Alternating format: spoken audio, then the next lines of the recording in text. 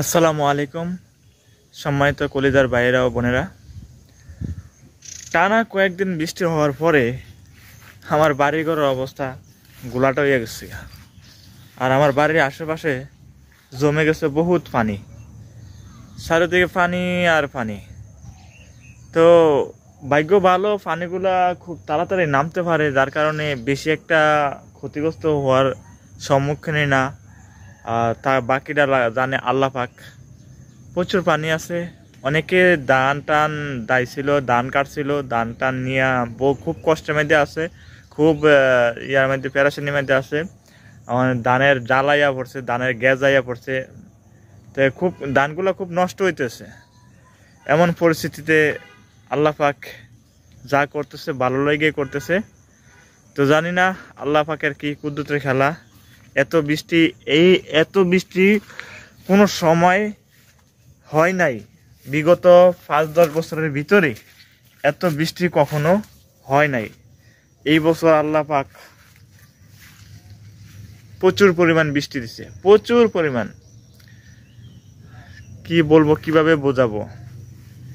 আমার বাড়িঘরের অবস্থাও খুব খারাপ একটা, দেখেন কি হয়ে গেছে, সব ভাঙ্গা চুরে গেছে গা। প্রচুর পানি, এই ধানগুলো নষ্ট হয়ে গেছে। অনেকে ধান কাইটা নিছে, অনেকে ধান জ্বালায় পড়ছে, আবার অনেকে কাটতে পারে না মেঘ বৃষ্টির জন্য, রোদ নাই। আবার ওই দেখেন অনেক দূরে একটা ভাই ধান টাইনা নিতেছে, দেখতেছেন কিনা জানি না। অনেক দূর, আমি একটু জুম করতেছি।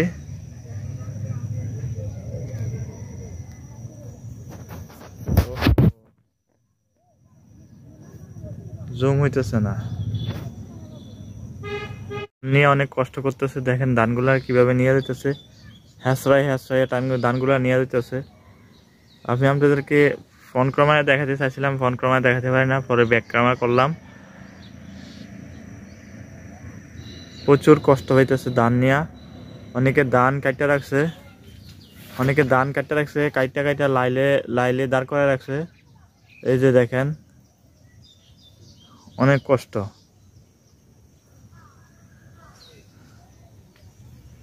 কষ্ট পাইতেছে মানুষগণ।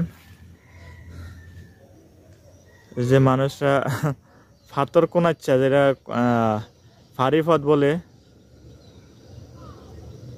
মানুষ কিভাবে হাঁটতেছে পানি দিয়া।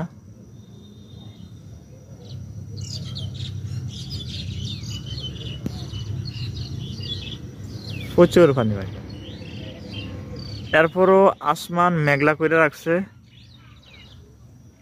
আসমানে অনেক মেঘ আছে, আসমানে প্রচুর পরিমাণ বৃষ্টি আছে, মেঘ আছে, বৃষ্টিতে পরে নিচে।